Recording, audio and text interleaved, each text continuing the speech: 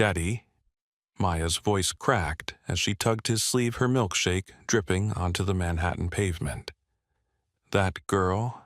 She looks just like me." Noah spun breath, catching as his eyes locked on a ragged child, rummaging through a trash bin, her face a mirror of his daughter's. Two identical little girls, one in silk, one in rags. How could that be? "Stay with us, this story will shake you." The afternoon light spilled golden over Central Park, turning the bare branches of winter trees into delicate sketches against the sky. Noah Harrington, billionaire tech visionary, walked slowly with his 6-year-old daughter Maya, her mittened hand swinging confidently in his. To the public eye, Noah was a man with everything wealth, power, influence. But to Maya, he was simply Dad, the one who carried her backpack when it got heavy, and bought her hot chocolate at the food carts near the Met. They had just stepped out from the museum where Maya had insisted on spending extra time in front of a painting of two sisters sitting by a window. She had pressed her nose close to the glass eyes, wide with curiosity. Now, as they crossed Fifth Avenue, her laughter rose like a bell above the noise of taxis and bus engines. "Dad," she whispered suddenly, tugging at his coat. Her tone had shifted. Noah stopped looking down at her flushed cheeks, expecting another question about art or the pigeons swirling overhead. But her eyes were fixed ahead, sharpened with something he had rarely seen in her confusion. "Don't be mad," she said softly, but that ugly look-alike just ate my pretzel from the trash. At first, the words almost made him chuckle. Children said such unfiltered things. But when his gaze followed the line of her mitten, the world around him seemed to narrow, the sounds of the city dimming into a hollow echo. A small girl crouched beside an overflowing trash bin, fingers digging through wrappers and half-eaten hot dogs. Her coat was torn, hanging from shoulders far too thin, and her hair fell in uneven tangles across her dirt-smeared face. Noah's instinct was to scold Maya gently for calling anyone ugly, but the correction died in his throat. Because when the girl lifted her head, his heart stopped. It was like looking at Maya's reflection in a broken mirror. Same almond-shaped eyes, the same slope of nose, the same small dimple that only appeared when she spoke. It was not a vague resemblance. It was identical down to the shade of brown in the irises. Maya, Noah murmured, crouching slightly so his daughter would hear the weight in his voice. "Sweetheart, we don't call people ugly." "I know," she whispered, not looking at him. "But she looks exactly like me." The girl had noticed them now. Her lips parted, eyes wide with a mixture of fear and disbelief. For a long moment, the two children stared across the bustle of Fifth Avenue, as if caught in an invisible thread binding them together. Then, clutching something close to her chest, a grimy subway card sleeve with faded ink scrawled across it, she bolted. Noah's body acted before his mind could. He started forward, but Maya stepped too, and he reached to pull her back instantly. "Stay with me," he said sharply. His heart hammered in a way no boardroom confrontation or billion-dollar deal had ever provoked. He had faced down hostile takeovers, stood under the blinding lights of investor summits, but nothing had prepared him for this, a stranger's face carved into the likeness of his daughter. The girl's small frame weaved through pedestrians past a violinist playing a trembling melody near the corner.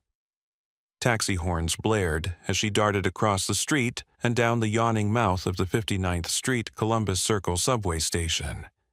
The music faltered mid-note as the violin string snapped with a sound like gunfire. Dad, Maya cried, breath fogging in the cold. "If she looks like me, does that mean she's ours?" Noah gripped her hand, unable to answer. The subway swallowed the girl, her silhouette vanishing into the shadows of the underground, leaving only the word scribbled on the sleeve he had glimpsed for a heartbeat. Ellis. He could barely breathe. The cold air seared his lungs. He forced a smile for Maya, though his stomach felt as if the ground beneath them had dropped away. "We'll figure this out," he said, but the words sounded hollow even to him. They stood there for a moment, father and daughter, one bewildered by innocence, the other shaken by a terror he couldn't name. Around them, life in Manhattan flowed on undisturbed shoppers juggling glossy bags, joggers cutting through traffic, a horse-drawn carriage rattling over the pavement. To everyone else, it was just another winter afternoon in New York. But to Noah, the city had cracked open, revealing a mystery that made his carefully ordered life suddenly fragile. He led Maya back into Central Park, trying to calm his racing mind. She skipped at his side, still processing what she had seen, repeating softly, "She looked like me dad." She really did. Each repetition struck him harder than the last.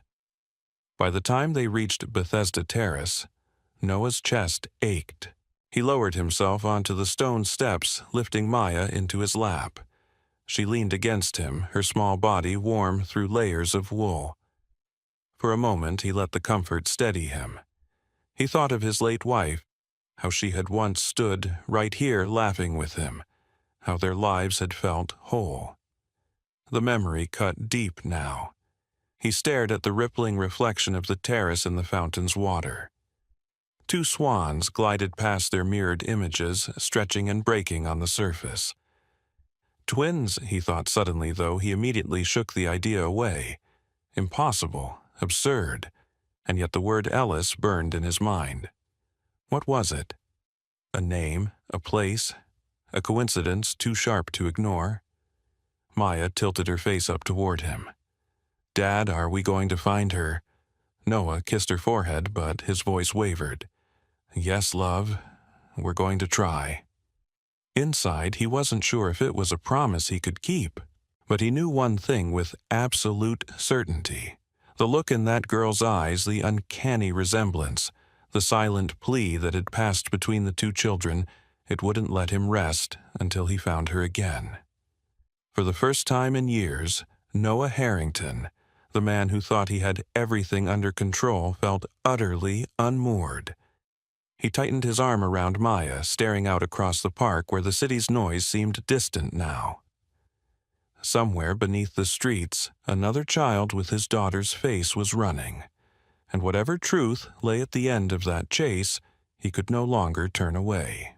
The following morning, New York woke under a pale gray sky, and Noah Harrington moved through it as though he carried a secret too heavy for anyone else to see.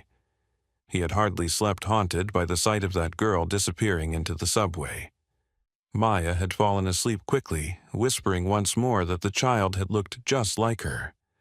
But for Noah, every time he closed his eyes, he saw two faces staring at each other across the chaos of Fifth Avenue reflections that should not exist. By the time he arrived at his office tower in Midtown, he had already made up his mind. This was not something he could push aside or rationalize away. He had built his empire on the principle that every problem had a solution if you were willing to trace the pattern back to its source. Now the puzzle was not a failing company or a shaky merger, it was his own family, and the stakes were infinitely higher. He called his head of security first. Victor was efficient, discreet, used to dealing with high-profile threats. But when Noah explained what he wanted, surveillance pulled from nearby stores, outreach to social services, anything that could locate a homeless child, Victor hesitated. "Sir," he said cautiously, "this isn't a corporate threat. This is a child on the street. We can't handle it like an operation." "I'm not asking you to handle it like an operation," Noah snapped, then lowered his tone. "I'm asking you to use the resources we have. I need to know who she is, and I need to know soon." Victor agreed, though reluctantly, and Noah knew he would treat the matter carefully. Still, he also understood this went beyond security. It was personal, and it demanded a kind of approach his empire had never needed before. That was why before noon he found himself sitting in the quiet office of a case manager from a small non-profit he supported through his foundation. The woman's name was Janine, a trauma-informed social worker with eyes that revealed she had seen far too many lost children. Noah explained as best as he could a girl about 6, dirty, hungry, and identical to his daughter. Janine did not laugh or dismiss him. She only nodded slowly, scribbling notes, then asked the kinds of questions Noah had not been prepared for. Did the child look malnourished? Did she show signs of being coached by an adult? Was there anyone nearby watching her? Noah answered as honestly as he could, replaying every moment, realizing how much he had missed in the shock of recognition. Later that afternoon, Victor returned with a grainy piece of footage from a security camera at a Duane Reade pharmacy not far from Columbus Circle. It showed the girl leaving the store with a woman in a hospital volunteer's smock, her hand briefly clasped in the woman's before they vanished into the crowd. Noah's pulse quickened. This wasn't random. Someone had been with her, even if only for a moment. But who and why a hospital uniform? He called in another favor, this time from a journalist friend who owed him for an old tip. Within hours, Noah had confirmation of something he already suspected. 5 years ago, a fire had gutted the basement archive of Roosevelt Children's Hospital, one of the oldest in Manhattan. Many neonatal records from that year were gone, including birth certificates, logs, and medical charts. The official story was faulty wiring, but rumors of negligence and cover-up had swirled for years. The coincidence was too sharp to ignore. Maya had been born at Roosevelt 5 years ago, and now a girl identical to her appeared on the streets clutching a subway sleeve with the word Ellis scrawled across it. It could not all be chance. Noah's next step was a visit to the hospital itself. He walked through the glass doors of the lobby, feeling for the first time in years like an intruder rather than a benefactor. He had donated millions to the institution in memory of his late wife. Plaques on the wall bore his name. Yet, as he moved past reception and into the hushed corridors, he felt no pride, only a gnawing dread that something essential had been hidden from him all these years. He asked for archives for staff who had been there the night his daughter was born. At first, he met resistance. Records had been lost and the fire employees had retired or moved on. But persistence, and perhaps the weight of his name, opened a door at last. An administrator whispered about a nurse still working part-time in the maternity ward who remembered things others had chosen to forget. Her name was Donna Hayes. She had been there the night of the fire. She had been there the night Maya was born. Noah left the hospital, shaking his hands trembling, as he pushed open the heavy glass doors to the cold air outside. He could not stop thinking of the woman in the volunteer smock, the fire that had erased so much the identical face that had stared back at Maya. Each fragment felt like a thread in a tapestry he had not known existed, and now he was pulling them loose one by one, unable to stop. Janine's warning echoed in his ears. When you dig into the past, be prepared for what you'll find. Sometimes the truth isn't what we hope. That night, after Maya had fallen asleep with her favorite stuffed rabbit tucked under her arm, Noah stood alone in his penthouse study overlooking the glittering city. He should have felt powerful here, surrounded by the empire he had built, the skyline stretching endlessly beyond the glass. But instead, he felt small, consumed by questions, without answers. Who was the girl? Why had she looked so much like his daughter? And what had really happened in that hospital 5 years ago? His phone buzzed with a new message from Victor. Attached was a still frame pulled from the Duane Reade footage. The girl's face was turned toward the camera just enough to see her expression, fear, hunger, and something else Noah recognized all too well. Determination. Clutched to her chest was the subway sleeve. Victor had enhanced the image, and now the word was clear. Ellis. Not smudged, not fading. Sharp and deliberate. Noah sat down heavily at his desk, staring at the image. Ellis. It could be a surname, a first name, or a clue to something larger. He thought of Ellis Island, the symbol of arrivals of new beginnings of families divided and reunited. Was it possible that the girl's fragment of belonging pointed to something that connected directly to his own? He pressed his palms to his face, the city lights blurring through his fingers. When he finally lowered his hands, he knew one thing. The past was not finished with him. It had been waiting quietly beneath the surface of his carefully constructed life. Now it was rising thread by thread, pulling him back to the night his world had changed forever. And he was beginning to fear that what he uncovered might not only explain the girl on the street, but also unravel everything he thought he knew about his daughter. The winter morning broke over Manhattan in muted tones of silver and ash, the kind of sky that seemed to press heavy against the skyline. Noah Harrington moved through the city with the urgency of a man unwilling to let go of a mystery, no matter how deep it cut. The image of the girl, Aria, as he had come to call her in his thoughts, haunted him, and every instinct told him that the truth lived somewhere in the shadows of that hospital, and the night Maya was born. The search took him first to the archives at Ellis Island. At a glance, it seemed absurd. What could a relic of immigration history have to do with a child on Fifth Avenue? Yet the word scrawled on the subway sleeve had burrowed into him. When he stepped off the ferry and entered the echoing Great Hall, the enormity of the place overwhelmed him. Names of families etched in bronze. The whisper of generations who had arrived, searching for a beginning. He felt a tremor inside as he studied the immigrant registry, half expecting to find something that would tie his life to this place. In the quiet of the archives, he came upon a card tucked into a file of museum memorabilia. It wasn't a name, it wasn't a record. It was a souvenir, a child's card from the Ellis Island gift shop designed to mimic the historic entry cards immigrants once carried. On the back, in handwriting, almost too neat for a child, was the name Ellis.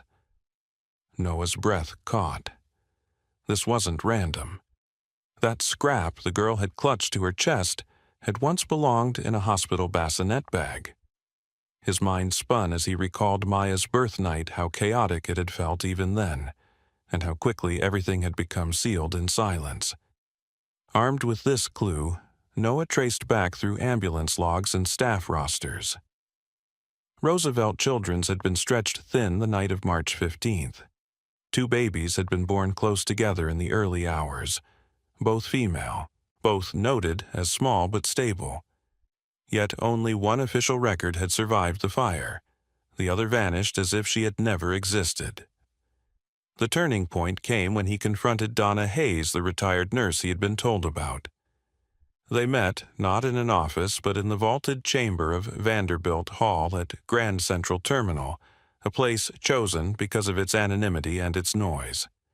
Travelers hurried by with suitcases. The air smelled faintly of roasted chestnuts from a vendor outside. Donna was pale, her hands trembling as she twisted them together in her lap. When Noah showed her the photo of Aria, her composure broke. Tears welled in her eyes, and she whispered, "She looks like Maya," just as they did that night. Noah leaned forward, his voice steady but edged with desperation. "Tell me what happened." And then she did. 2 births, 1 night. Identical girls who had slipped into the world minutes apart. But their mother Noah's late wife had been cold distant, insisting she could not care for both. Donna admitted she had been pressured, threatened, even to take one of the infants away to place her elsewhere quietly. At the same time, another young woman on a lower floor, Sarah Chen, had delivered a stillborn child. Broken by grief, she had been given the surviving twin under the guise of divine mercy. Donna's voice shook as she said it. "Your wife told me no one must ever know. She signed papers. She made me swear, and I obeyed." Noah felt the weight of her words crush down upon him.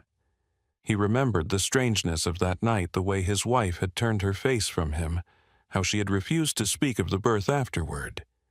He had convinced himself it was exhaustion, trauma. But now the truth slashed through him. He had not brought home one daughter that night.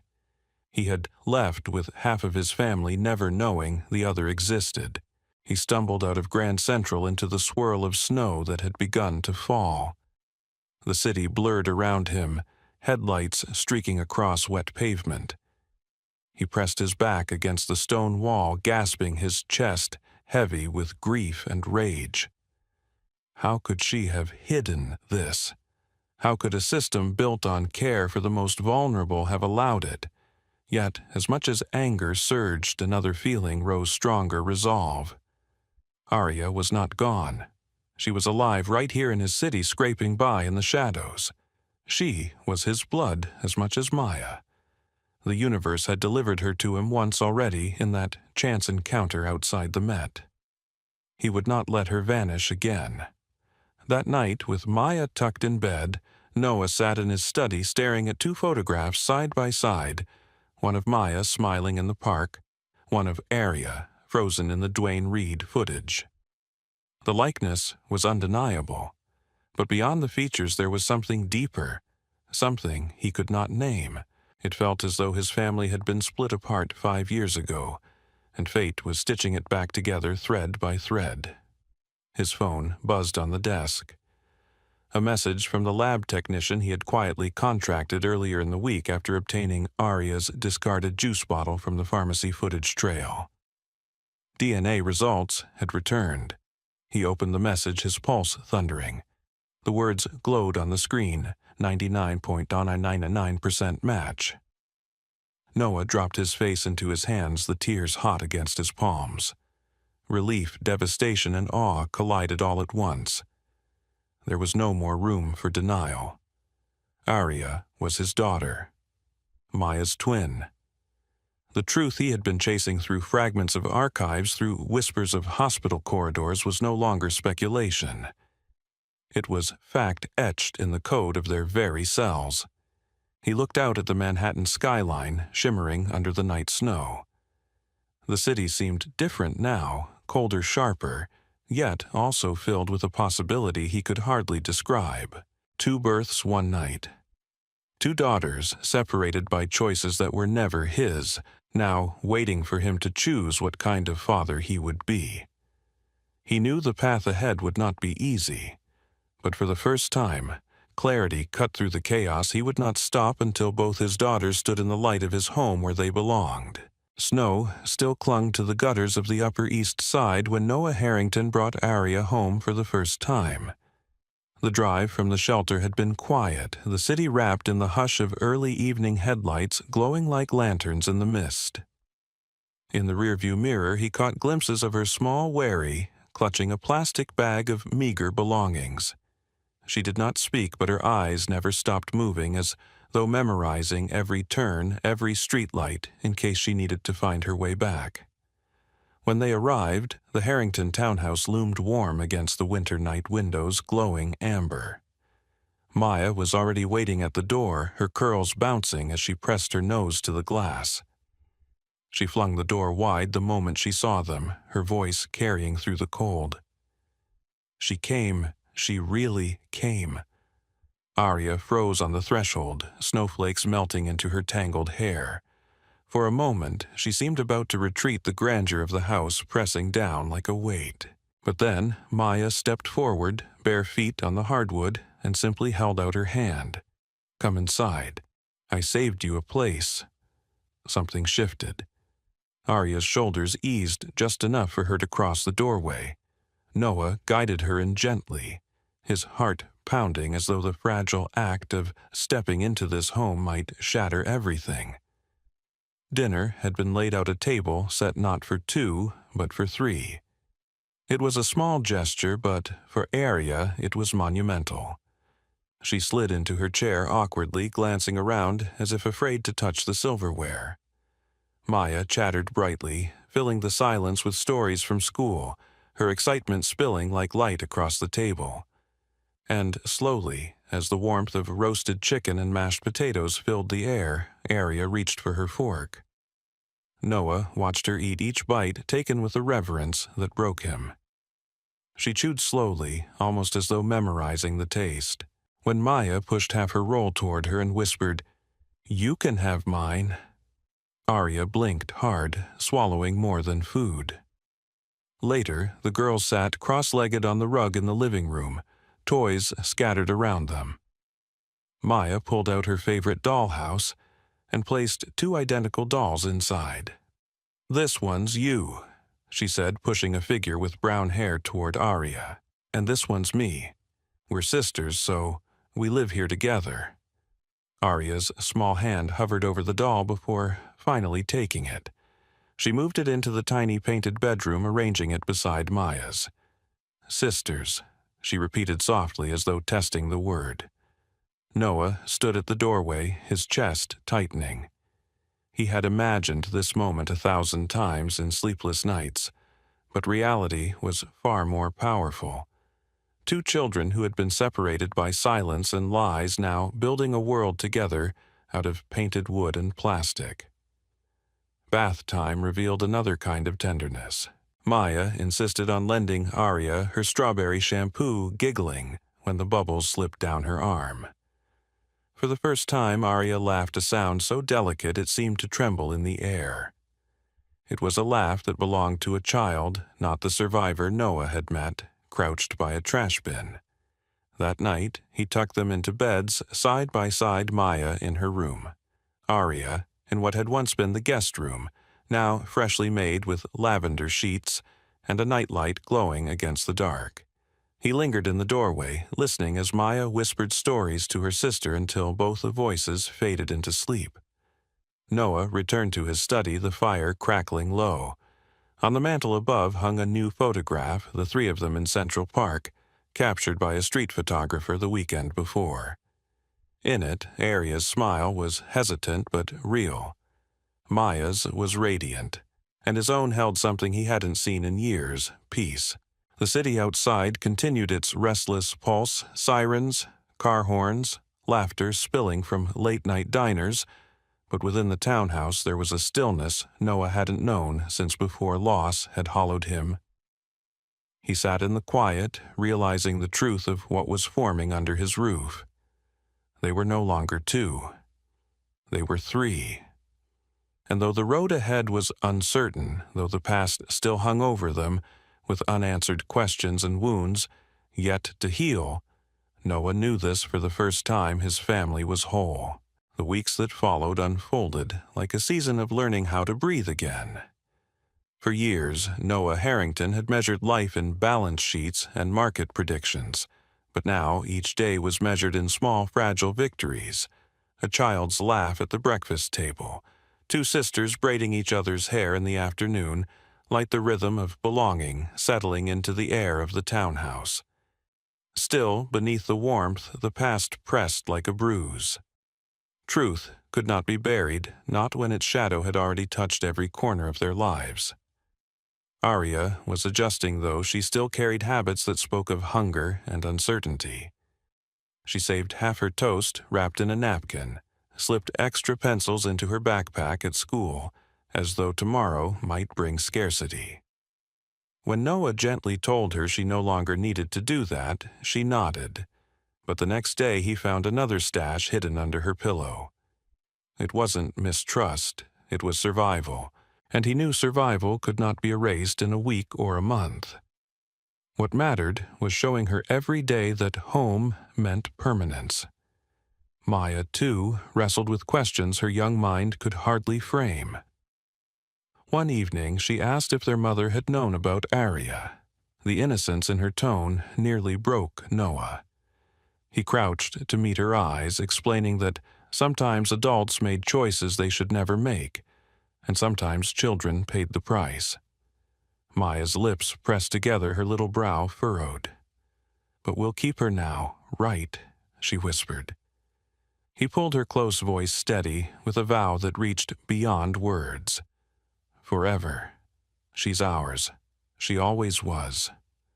The city outside their lives seemed intent on reminding him that not all stories ended with such chances. On the subway, he saw children without coats sleeping against their mothers on plastic benches. At Grand Central, he passed men and women who clutched everything they owned in plastic bags. Each sight struck him differently now. Before, they had been background noise to a busy life. Now, every face felt connected to Arya's as if she carried all their struggles in her fragile frame. One Saturday, he brought both girls to the Frick collection. The galleries were hushed, filled with portraits of families painted centuries ago. He watched as Maya tugged Arya to stand in front of a canvas where two sisters posed side by side, their hands linked, their eyes bright with shared secrets. "That's us," Maya declared. Arya tilted her head, staring long and hard, before nodding the faintest smile curving her lips. Noah swallowed hard, knowing she saw herself for the first time, not as an outsider, but as part of something whole. Not everyone embraced this transformation. Whispers circulated in the Upper East Side community, sharp-edged gossip wrapped in polite smiles. At a parent-teacher gathering at Maya's school, he overheard murmurs about the Harrington girl and the stray he brought in. He stood taller, answering questions with calm authority, his daughters at his side. In the chess circle at Central Park, where he had once found quiet solitude, he placed Arya across from him at the table. As she studied the pieces with furrowed concentration, old men leaned in, teaching her moves with patience. "You think two queens can't belong on the same board?" One laughed kindly, placing a second queen beside hers. Noah caught his breath at the metaphor. The weight of secrets still demanded reckoning. He could not raise his daughters in the shadow of silence. That truth led him back to Donna Hayes, the nurse whose confession had unraveled everything. They met again, this time not in secrecy, but in the open air along the High Line where families strolled among gardens, blooming against steel and glass. Donna's face was lined with guilt. "You don't owe me forgiveness," she whispered. "But those girls, they deserve light, not lies." Noah nodded. "They will have light, and they will know everything when the time is right. But I needed you to understand you gave me back what I lost. For that, I can't hate you." Tears streaked down her cheeks as she pressed a worn rosary into his hand. He kept it not for its faith, but for what it symbolized, the choice to remember rather than erase. At home, he began telling stories at bedtime, weaving fragments of truth into tales that his daughters could carry gently. He told them about strength hidden in small places, about families broken and mended, about sisters who found each other when the world least expected it. Maya listened with bright eyes. Arya listened with a stillness that was its own kind of hunger. When he finished, she whispered, "That's us, isn't it?" He kissed her forehead. "Yes, love. That's you." The photograph in the living room became a center point of their days. Captured in the park, all three of them pressed close together. It seemed to watch over the house like a guardian. Visitors noticed it, first thing, some with admiration, others with curiosity they dared not voice aloud. For Noah, it was a daily reminder of what he chose to keep, not the empire he had built or the wealth piled beneath his name, but the fragile miracle of two daughters who laughed together in the kitchen, argued over board games, and fell asleep under the same roof. Spring came to the city, washing away the last crusts of snow. One Sunday, Noah led them both back to Ellis Island, not for archives or answers, but to give them a piece of their story they could touch. The great hall echoed with footsteps. The river beyond glittered under the sun. They stood together before a wall of names. "This is where so many families began," he told them. "And this is where ours began again." Maya reached for Arya's hand without hesitation.